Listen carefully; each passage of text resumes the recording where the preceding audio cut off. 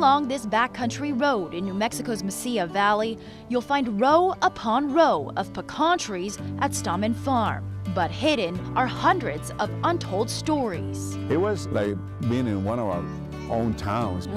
We used to love to pick the pecans, work it, and eat it. We were a huge, big family.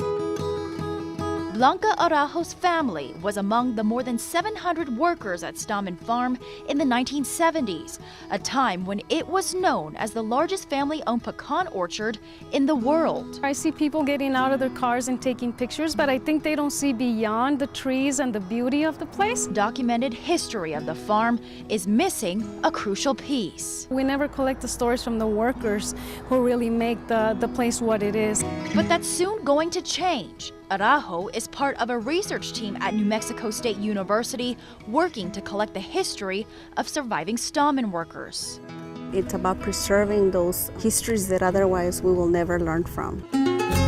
One of the project's lead investigators, Judith Flores Carmona, says the workers' history traces back to Chihuahua in the 1930s, then to Fabens, Texas, and finally to the Mesilla Valley. The oldest interviewee of mine is 93.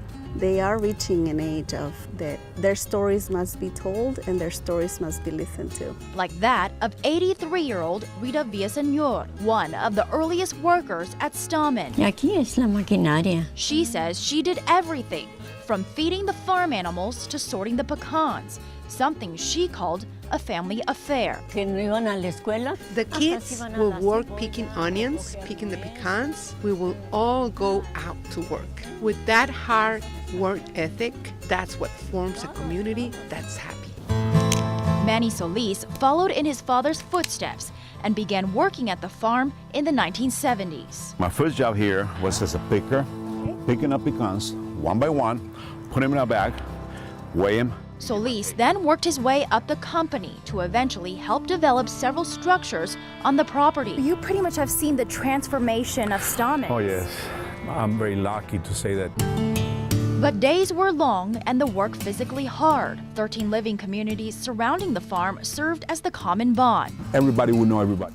I got to meet beautiful people, hardworking people. We were all like family and the kids grew up very close. The neighborhoods were all developed by owner Bill Stammen himself. The Stammens treated us very well, so that really helped us to work harder. At its peak, Stammen Farm produced not only pecans, but also eggs, candy, and even had this now abandoned country store. But things changed around 1988. A shift in the industry and the business meant the Stammen family had to lay off about 3/4 of its employees. Only the pecan production remains, but the fruit of the workers' labor goes beyond the shell. The pecans have contributed to the success of at least 3 generations, and they've contributed to the fabric of this area. It makes me proud of what I accomplished. A different perspective visitors will soon get to see for themselves. I think I wanted to look beyond the trees and to really look at the history